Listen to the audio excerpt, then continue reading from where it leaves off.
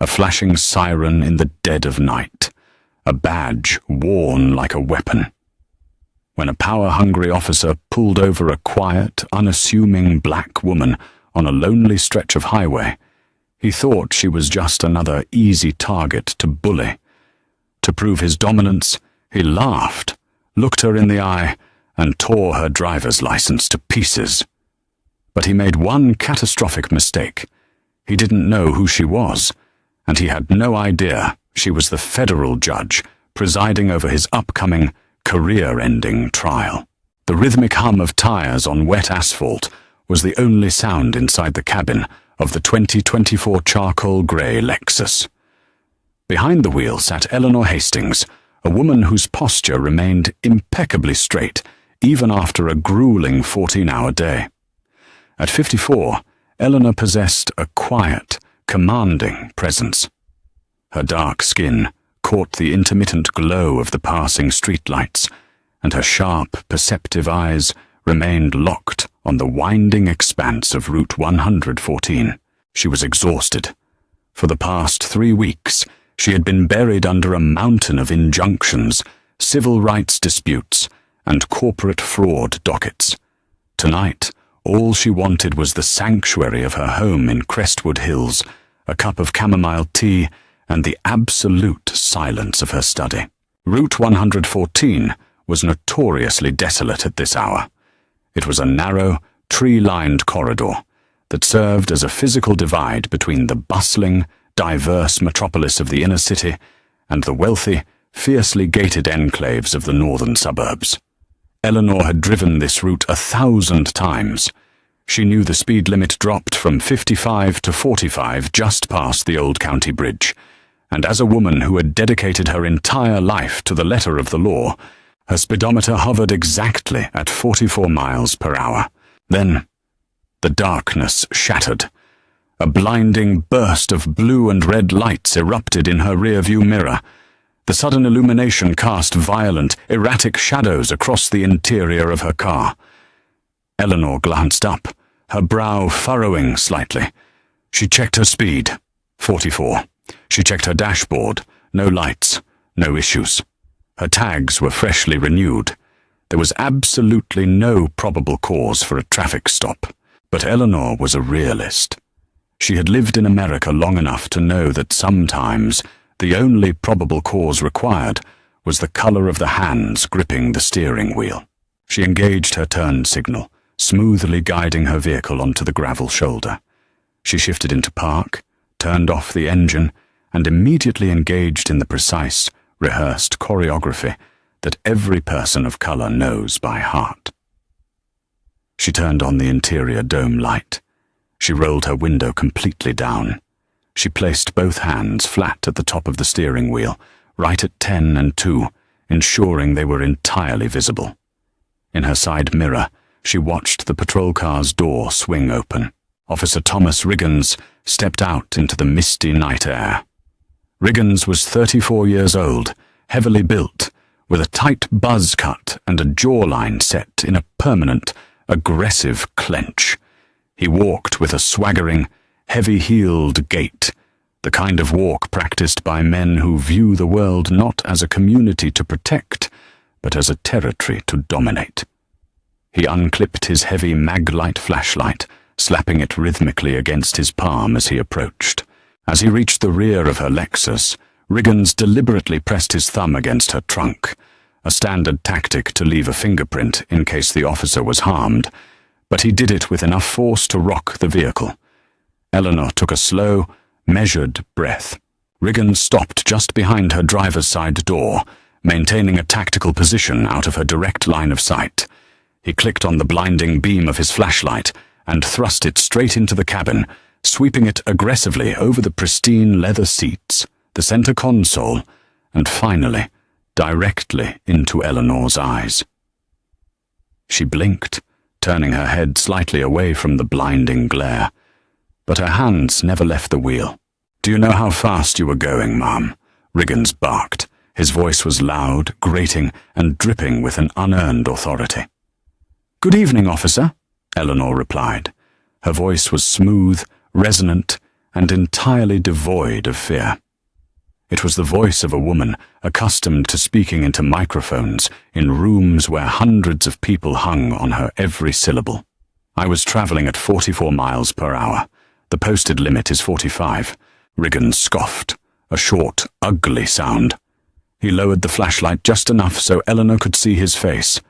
His eyes were narrowed, raking over her conservative navy blazer, her pearl earrings, and then taking in the expensive interior of the car. It was clear the mental math in his head wasn't adding up to the narrative he preferred. "You were doing 58, Riggins lied, his tone flat and uncompromising. "In a 45. I clocked you back at the overpass." Eleanor knew instantly what this was. She had presided over dozens of civil rights cases involving predatory traffic enforcement. The overpass was 2 miles back. If he had clocked her there, he wouldn't have waited until the most unlit, isolated stretch of the road to initiate the stop. He was fishing. "I assure you, officer, my cruise control was set," Eleanor said calmly. "But if your equipment indicated otherwise, I will gladly accept the citation." Her composure seemed to irritate him. He stepped closer, leaning into the open window, bringing with him the faint smell of stale coffee and cheap aftershave.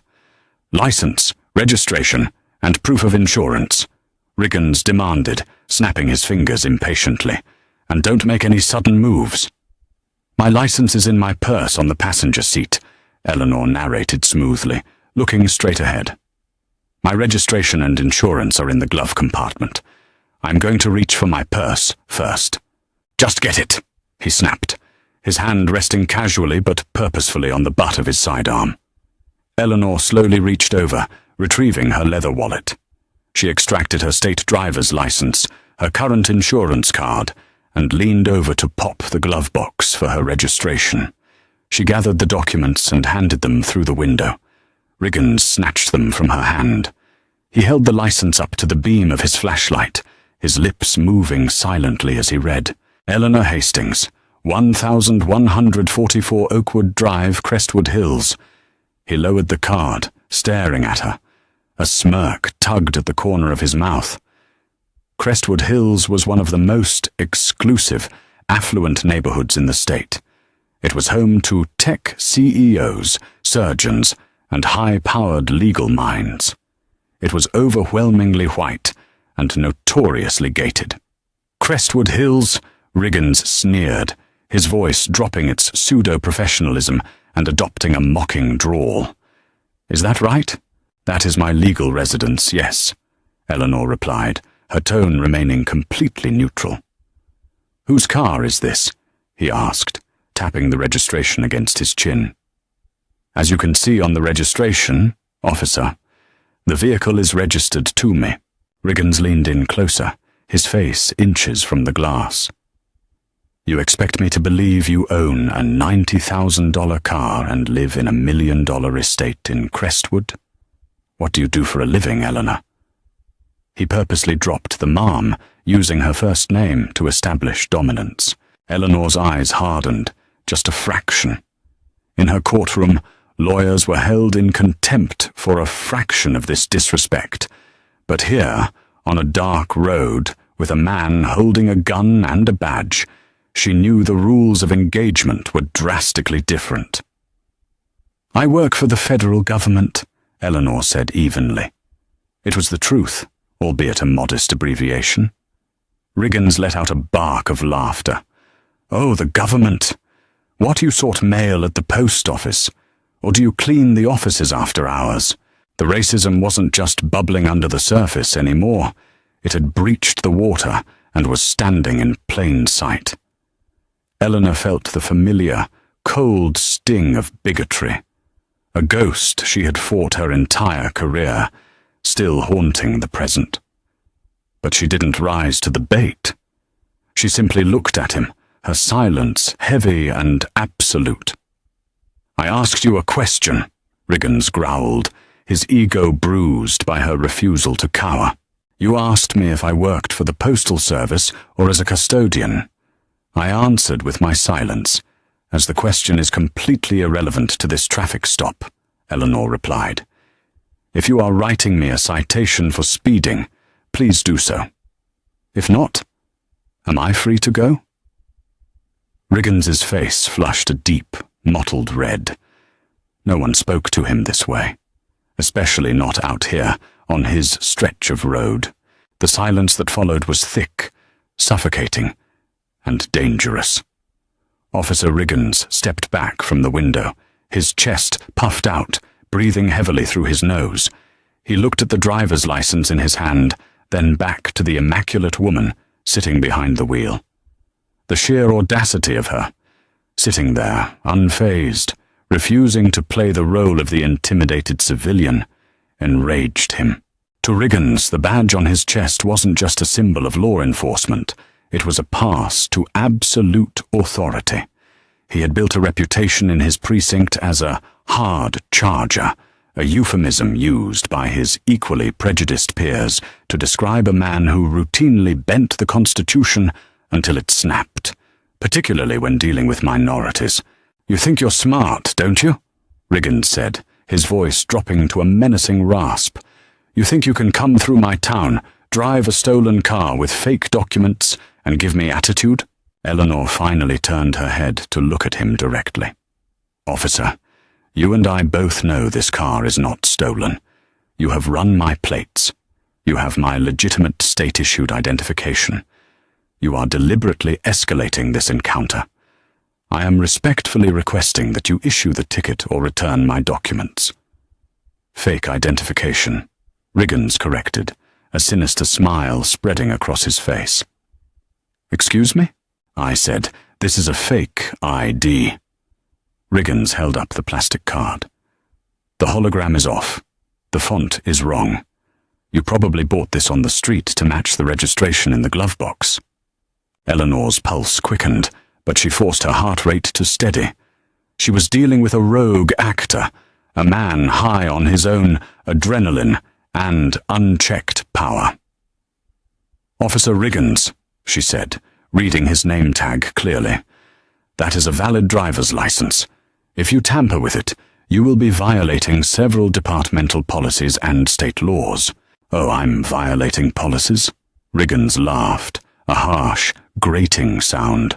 He stepped fully into the light of the dome lamp, ensuring she could see what he was about to do. "Let me tell you what we do with forged documents in my jurisdiction, Eleanor."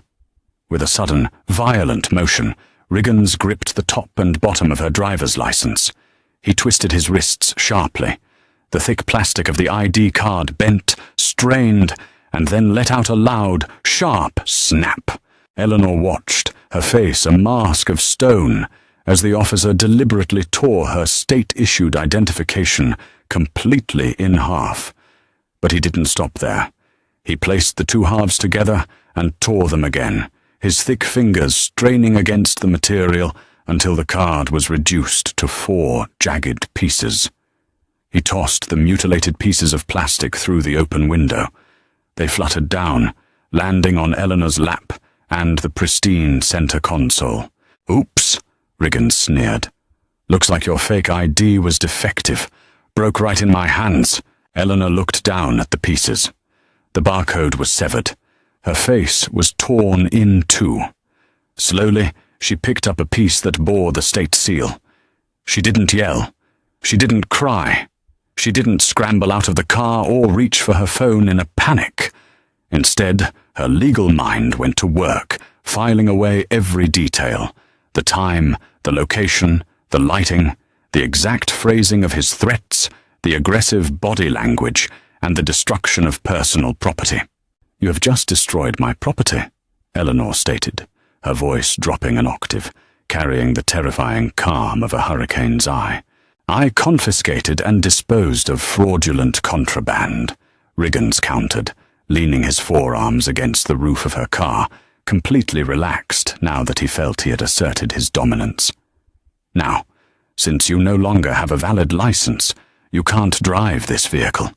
I should impound it. I should rip you out of that seat, put you in cuffs, and let you spend the weekend holding to the bars in lockup until we figure out whose car this really is." He paused, waiting for her to beg. He wanted the apology. He wanted her to shake, to plead, to call him sir. Eleanor simply stared at him. She saw right through the bravado.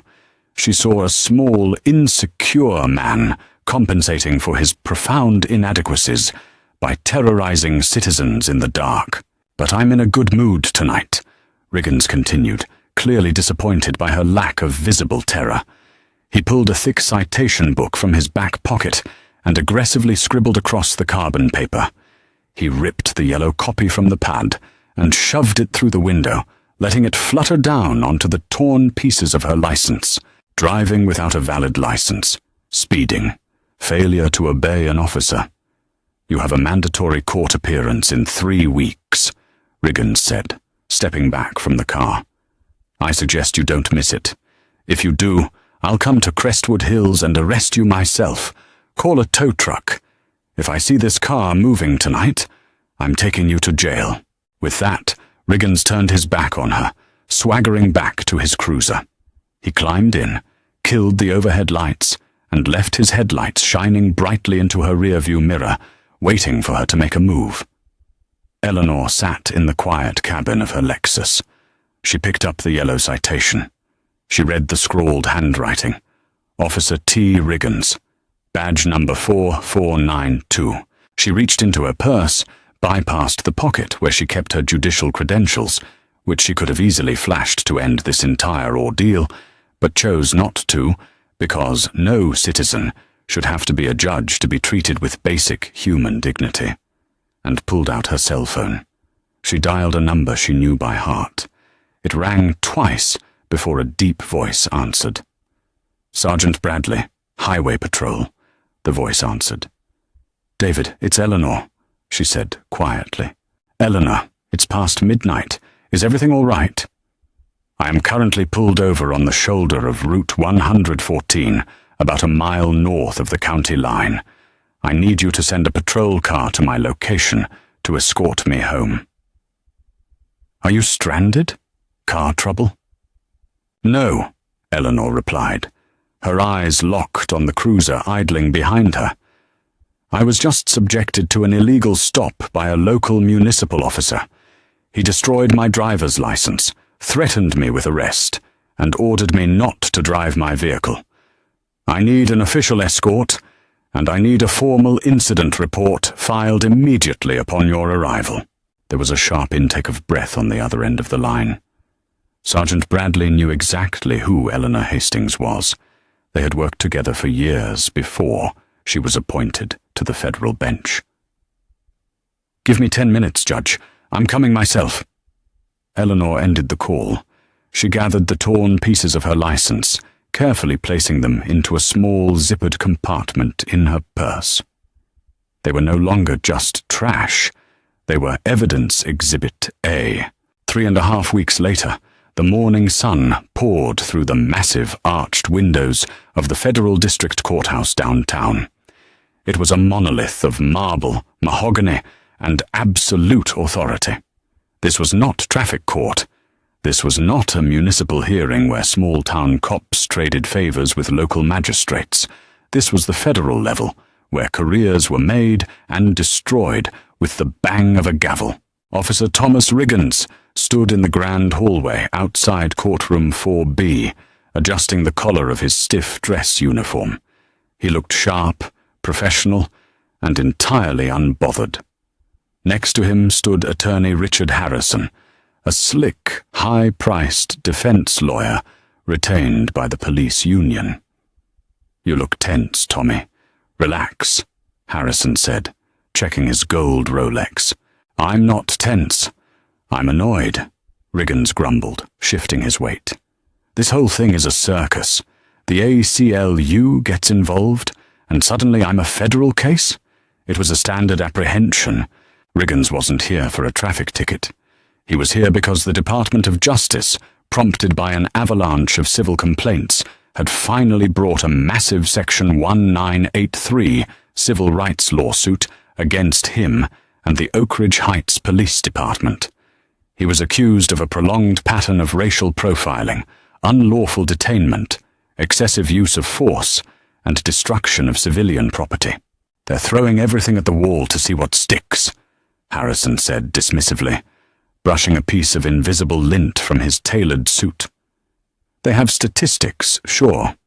They have a few angry civilians, but they don't have hard, irrefutable evidence of malicious intent.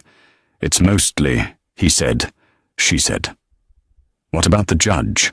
Riggins asked, adjusting his utility belt. "You said we got a good draw." "We got the best draw," Harrison grinned, leaning in conspiratorially.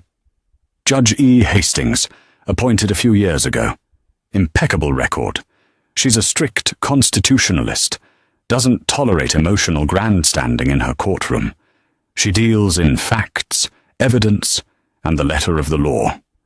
As long as you sit there, look respectful, and stick to the narrative that you are acting reasonably within your duties, she'll likely dismiss the individual claims against you before this even gets to a jury." Riggins smirked, a surge of arrogant confidence washing over him. "Strict, huh?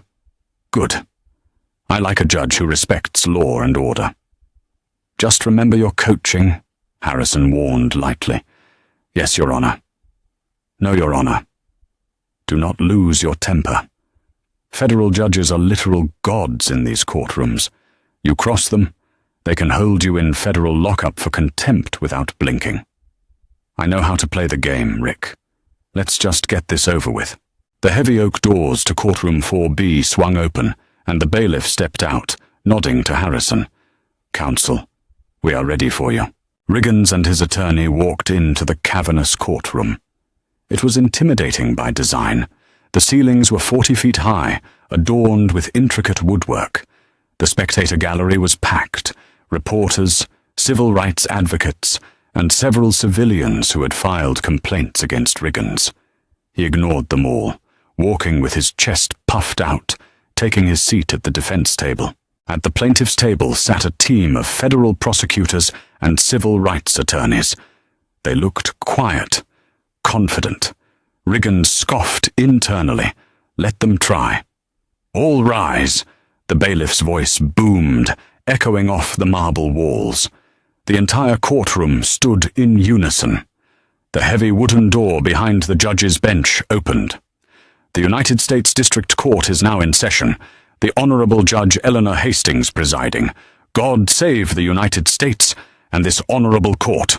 Riggins stood with his hands clasped behind his back, staring straight ahead at the American flag positioned behind the bench, projecting the image of a stoic, dedicated public servant. He heard the rustle of black silk robes as the judge ascended the steps to the bench. She took her seat in the high-backed leather chair, arranging her files. "Be seated." A calm, resonant, and terribly familiar voice echoed through the courtroom's microphone system. Riggins sat down, pulling his chair to the table. He finally looked up at the bench. The air in Riggins' lungs vanished. His heart performed a violent, sickening lurch, slamming against his ribs. The color instantly drained from his face, leaving him a pale, ashen grey. His hands, resting on the mahogany table, began to tremble uncontrollably.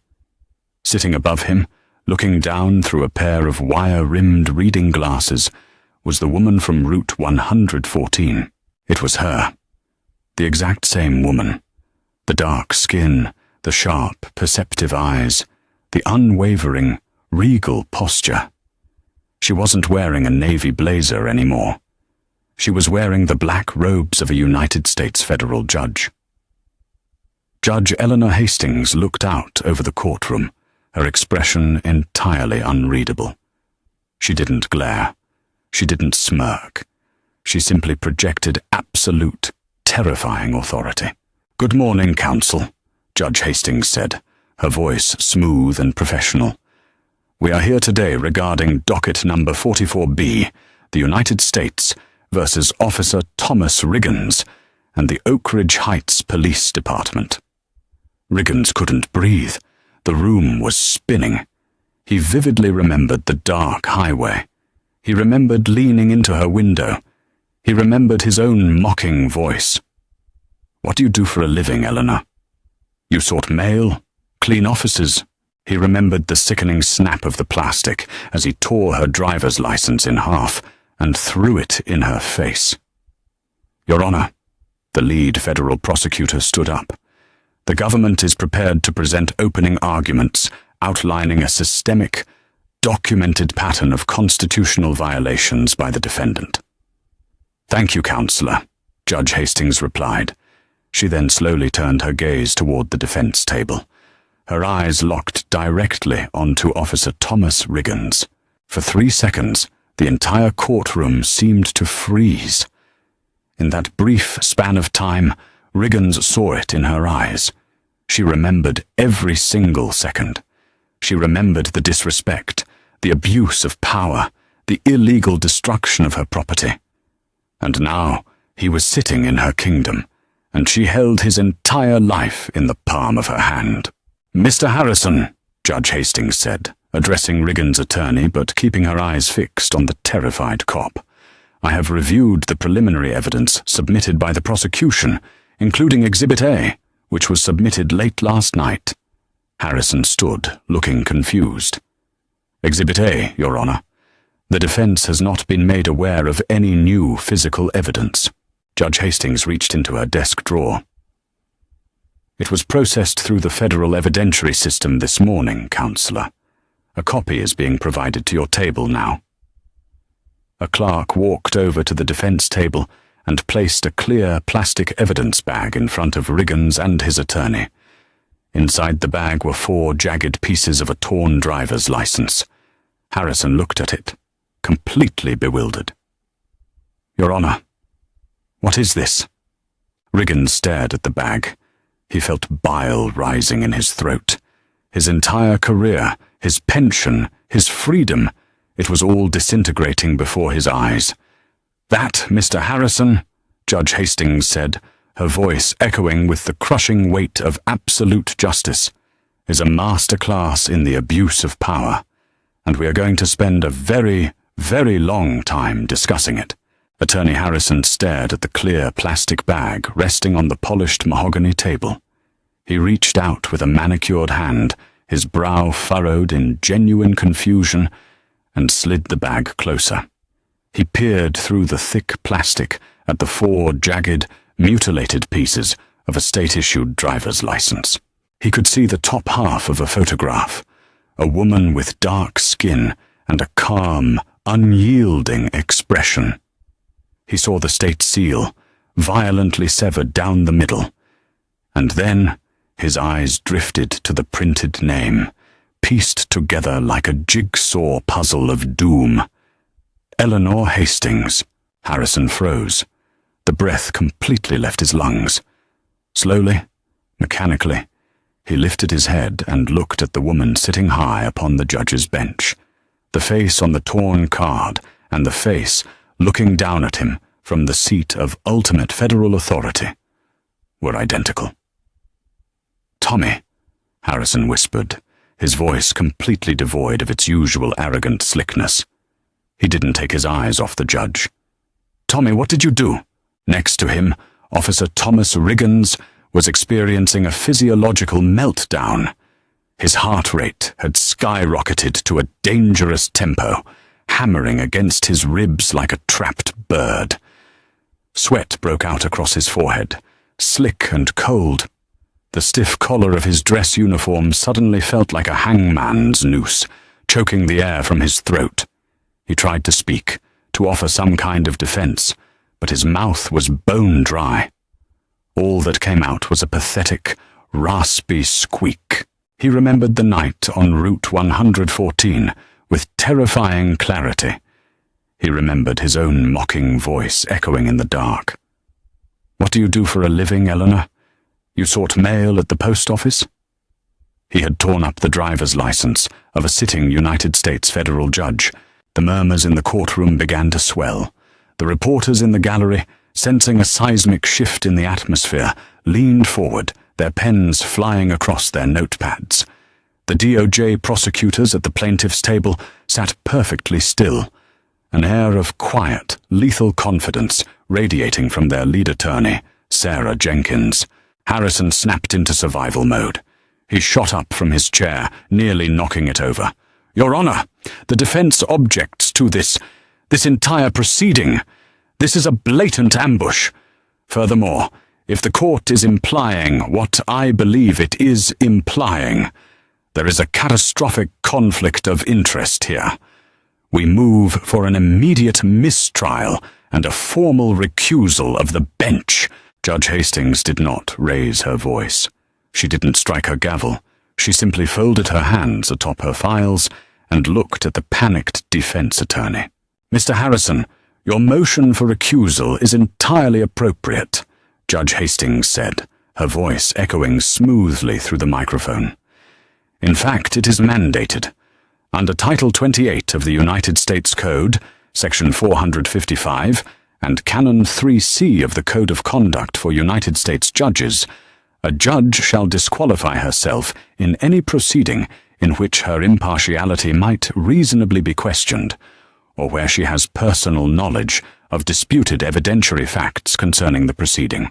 Harrison blinked, slightly thrown off balance by her immediate agreement. "Then, you are stepping down from this case?" "I am," Judge Hastings confirmed. She looked directly at Riggins, pinning him to his chair with a stare that felt like physical weight.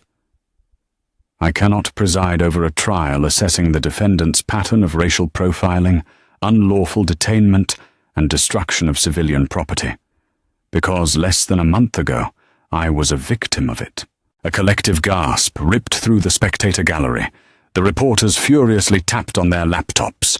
The union representative sitting in the second row dropped his head into his hands. "However, Mr. Harrison," Judge Hastings continued, her voice slicing through the noise like a scalpel, "I am not dismissing this case, and I am not throwing out this trial.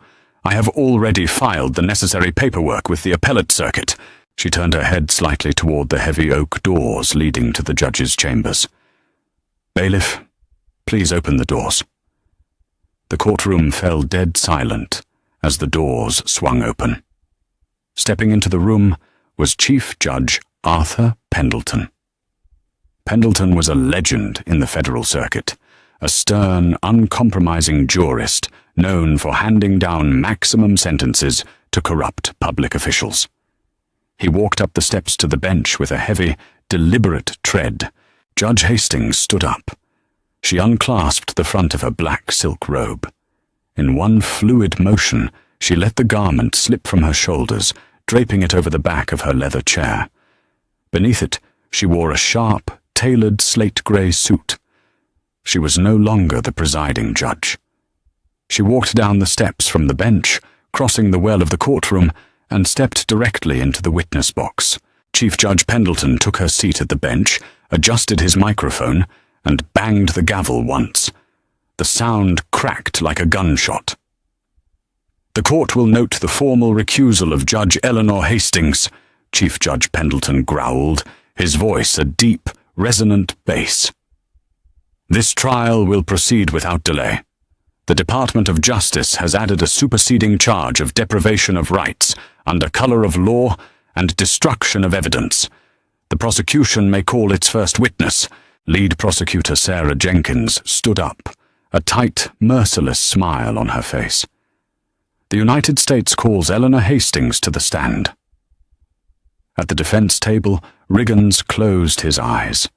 The nightmare hadn't ended. It was only just beginning. The swearing-in of Eleanor Hastings was a surreal moment. The court clerk held out the Bible, and Eleanor placed her right hand upon it, swearing to tell the truth, the whole truth, and nothing but the truth. As she took her seat in the witness box, she adjusted the microphone, looking perfectly composed. She was in her element. She had spent 30 years in courtrooms just like this one, and she knew exactly how to dismantle a lie. Sarah Jenkins approached the podium. "Good morning, Ms. Hastings. For the record, please state your current occupation." "I am a United States District Judge for the federal court," Eleanor replied clearly. "Judge Hastings, I want to direct your attention to the night of October 12th. can you tell the court where you were at approximately 11:45 p.m.? I was driving home from this courthouse, traveling northbound on Route 114 in my personal vehicle, a 2024 Lexus LS. Jenkins paced slowly in front of the jury box. Did anything unusual happen on that drive? Yes. I was subjected to a traffic stop by Officer Thomas Riggins of the Oak Ridge Heights Police Department. Were you violating any traffic laws, Judge Hastings? I was not. My cruise control was set to 44 miles per hour in a 45-mile-per-hour zone. My vehicle was fully registered, insured, and functioning properly. Jenkins turned to look at the defense table. Harrison was furiously scribbling notes, looking for any angle to attack her credibility. Riggins was staring at the table, refusing to make eye contact with the woman on the stand. Judge Hastings, I am holding the official police report filed by Officer Riggins on the night in question, Jenkins said, holding up a piece of paper. In it, he states, and I quote, "The suspect was belligerent, refused commands, and presented a damaged, heavily taped, and suspected fraudulent identification card."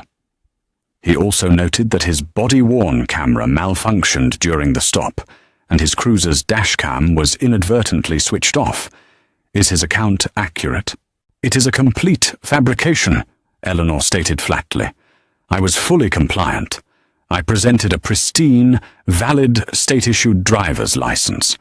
Officer Riggins then mocked my neighborhood, questioned my ability to afford my vehicle, explicitly accused me of stealing it, and then intentionally tore my driver's license into 4 pieces with his bare hands. Harrison practically leapt out of his chair. Objection, Your Honor. This is entirely hearsay. The officer's report stands as the official record. The prosecution is relying on uncorroborated testimony because, as noted, there is no police video of the incident. Chief Judge Pendleton looked down at Harrison over his reading glasses. Counselor, the witness is providing sworn testimony of her own experience. Overruled. You may sit down. Jenkins smiled.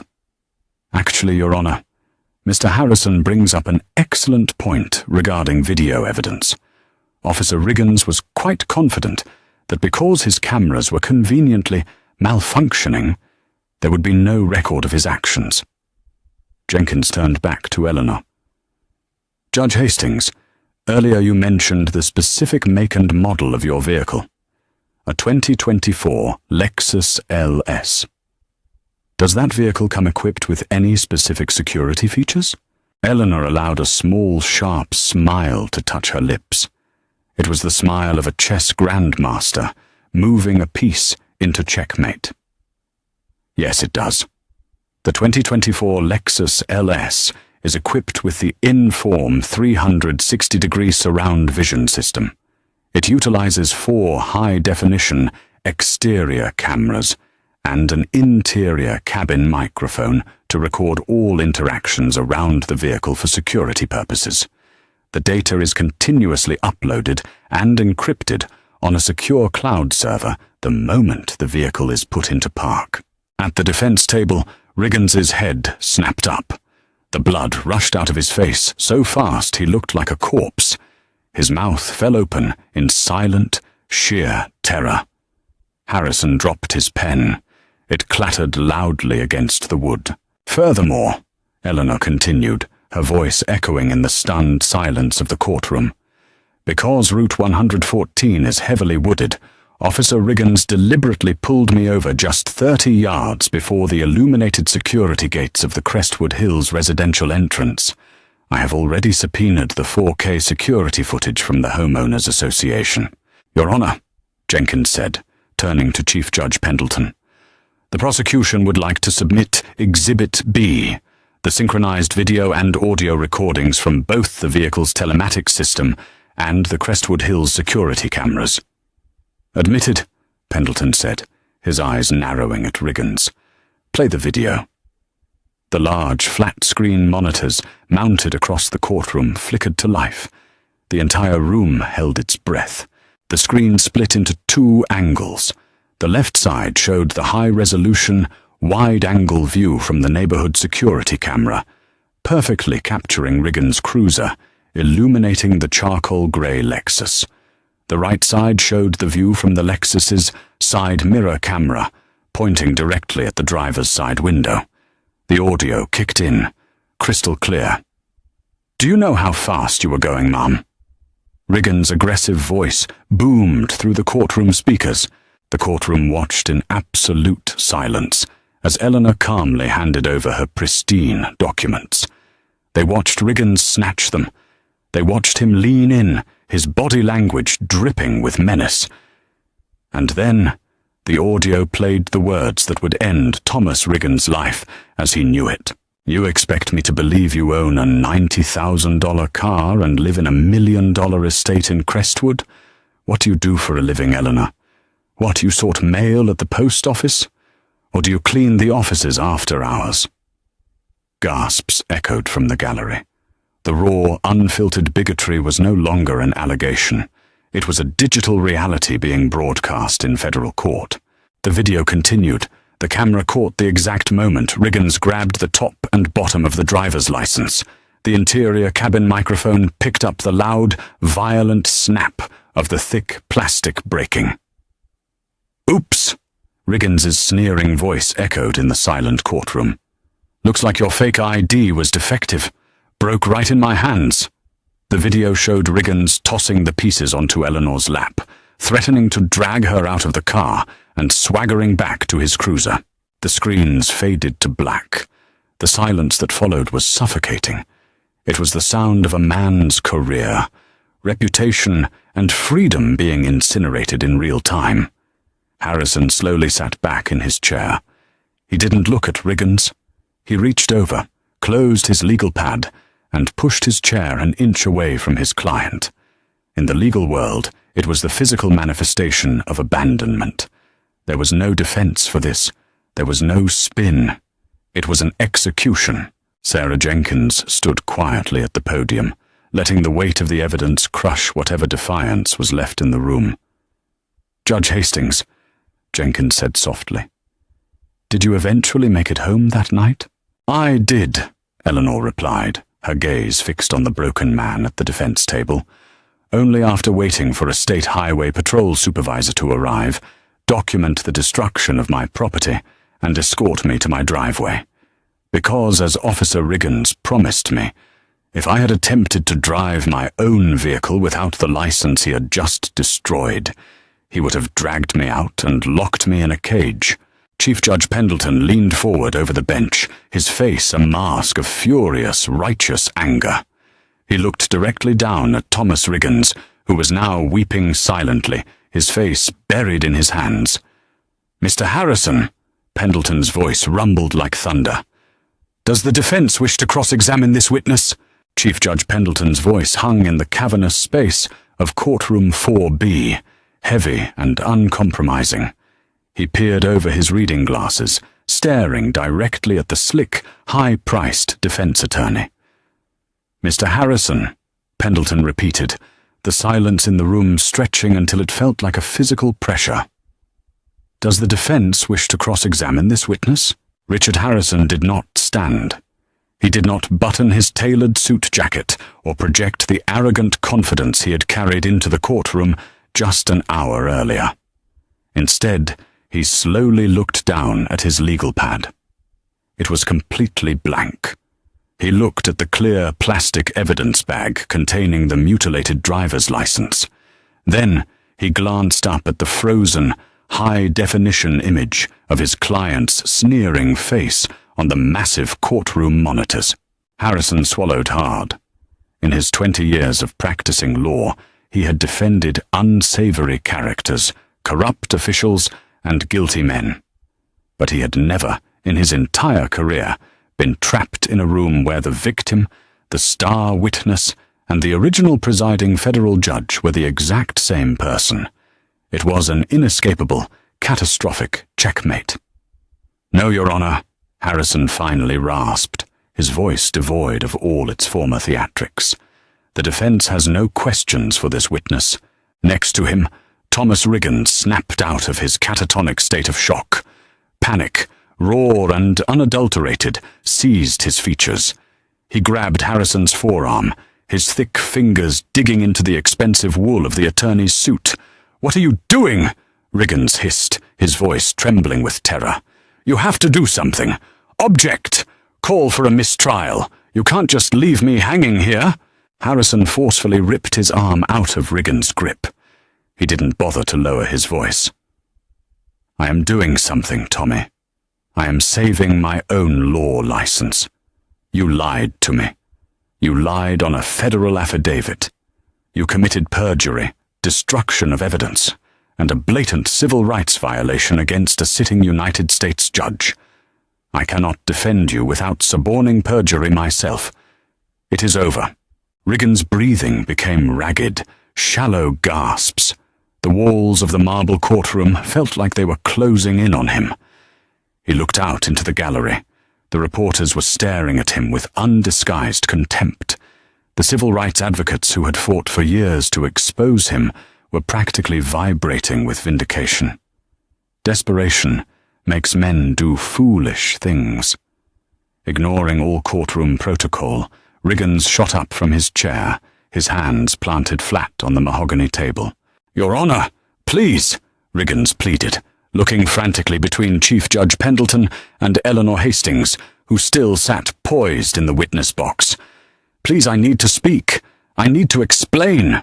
"Mr. Riggins, you are out of order," Chief Judge Pendleton warned, his hand resting on his gavel. "Your attorney has declined to cross-examine. Unless you are formally taking the stand, which I highly advise against, given the incontrovertible video evidence of your perjury, you will sit down and remain silent." "I just want to apologize," Riggins cried out, his voice cracking. The bravado, the swagger, the cruel sneer he wore on Route 114 had entirely evaporated, replaced by the pathetic whining of a bully finally backed into a corner. He turned his desperate, tear-filled eyes toward Eleanor. "Judge Hastings, please. I am so sorry. I was having a terrible night. The stress of the job, the late hours, it got to me. I made a horrible mistake. I swear to God, I didn't know who you were. If I had known you were a federal judge, I never would have treated you that way.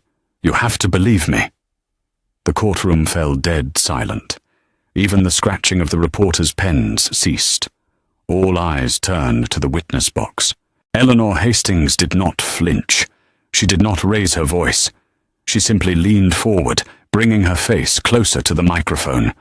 When she spoke, her words were delivered with a cold, surgical precision that cut straight to the bone of Riggins' defense.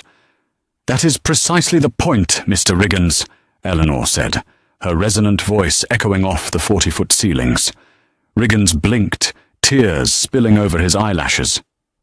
"Well, what?" "Your apology is entirely meaningless," Eleanor continued, her dark eyes locking onto his soul. "Because you are not apologizing for your actions. You are apologizing because of your audience. You are sorry because you got caught, and you are sorry because of my title." She gestured gracefully toward the video monitors. "You just admitted your core failure in open court. If I had known you were a federal judge..." "Mr. Riggins, it shouldn't matter if I am a federal judge, a postal worker, or a custodian. The Constitution of the United States does not scale its protections based on a citizen's tax bracket or their zip code. The rights you violated that night belong to every single person in this country, unconditionally." She paused, letting the profound weight of her words settle over the room. "When you looked at me on that dark highway," Eleanor said softly, "you didn't see a judge. But more importantly, you didn't see a human being. You saw a target. You saw someone you believed possessed no power, no voice, and no recourse. You thought you could tear up my identity, threaten my freedom, and leave me stranded in the dark, simply because you held a badge and a gun. You are begging for mercy now because the power dynamic has shifted. But justice is not about power, Mr. Riggins. It is about accountability. And your accountability has finally arrived. Riggins collapsed back into his chair, as if his legs had been kicked out from under him. He buried his face in his hands, his shoulders heaving with silent, pathetic sobs. "The prosecution rests, Your Honor," lead prosecutor Sarah Jenkins announced, a triumphant, steely edge to her voice. Chief Judge Pendleton nodded. He looked at the defense table. "Mr. Harrison, does the defense intend to call any witnesses? Do you intend to present a case?" Harrison stood up slowly, buttoning his jacket. He looked down at his client, shaking his head in disgust. "No, Your Honor. The defense rests." Because Riggins and his union attorneys had brazenly opted for a bench trial, arrogantly believing that Judge Hastings would side with a fellow officer of the law and dismiss the case on procedural grounds before a jury could hear it, there was no jury to deliberate. The absolute authority to determine Thomas Riggins's fate rested solely in the hands of Chief Judge Arthur Pendleton. Pendleton did not even call for a recess. He did not need to retreat to his chambers to review the law or ponder the evidence. The case was the most spectacularly catastrophic display of police misconduct and perjury he had witnessed in his 35 years on the federal bench. He closed his leather-bound binder and looked out over the courtroom. "Officer Riggins, stand up," Pendleton ordered. It took Riggins a moment to comply. He rose to his feet on trembling legs. He looked small, broken, and utterly defeated. The crisp dress uniform he wore now looked like a costume he had no right to wear. "Thomas Riggins," Pendleton began, his voice dropping to a low, terrifying rumble. "You were entrusted with the incredible power and responsibility of enforcing the laws of this state and this nation. Instead of acting as a shield for the public, you chose to operate as a predator. You engaged in a documented, systemic pattern of racial profiling, intimidation, and unlawful detainment." Pendleton picked up the police report Riggins had filed. He held it up by 2 fingers, as if it were diseased. "You sat in your cruiser, and you fabricated a sworn government document. You lied about the speed of the victim's vehicle. You lied about her demeanor. You destroyed state property. And then you walked into a United States federal court and attempted to use those lies to defend yourself against civil rights charges. Your arrogance is matched only by your profound incompetence." Pendleton dropped the paper. He reached for his wooden gavel. "I find the defendant, Thomas Riggins, liable on all civil counts of constitutional violations under Section 1983. Furthermore, based on the incontrovertible evidence presented today, this court finds you guilty of the superseding criminal charges, 18 U.S.C. Section 242, deprivation of rights under color of law, 18 U.S.C. Section 1519, destruction of evidence, and 18 U.S.C. Section 1621, perjury." The finality of the words echoed like a death knell. Riggins swayed on his feet, gripping the table to keep from falling. "For these crimes against the public trust," Pendleton continued, "I am sentencing you to a term of 96 months, 8 years, in a federal penitentiary. In the federal system, Mr. Riggins, there is no early parole. You will serve every single day of those 8 years. Upon your release, you are permanently barred from serving in any law enforcement capacity, anywhere in the United States. Your pension is hereby forfeited, and the Municipal Police Union is ordered to pay full restitution to the plaintiffs of this civil suit." Riggins let out a strangled, breathless sound. 8 years in federal prison for a former cop who was famous for abusing minorities. It was a terrifying, almost unthinkable reality for him.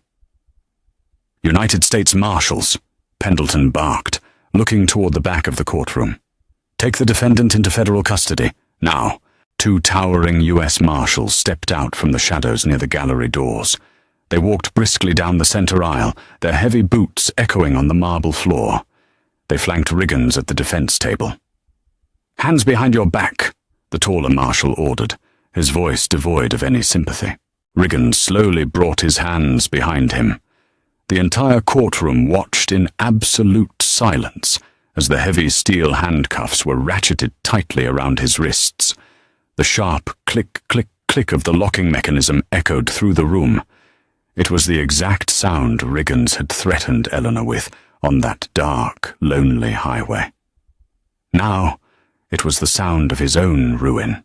As the marshals turned him around to lead him out of the courtroom, Riggins cast one final desperate look toward the witness box. Eleanor Hastings was not looking at him. She had already moved on. She stood up from the witness chair, smoothing the fabric of her slate-grey suit. She walked gracefully across the well of the courtroom, completely ignoring the weeping, handcuffed man being dragged past her. She approached the back of her high leather chair at the judge's bench. She picked up the heavy black silk robe she had left draped over the seat. With a practiced, elegant motion, she swung it around her shoulders and fastened the front, stepping back into the mantle of her authority.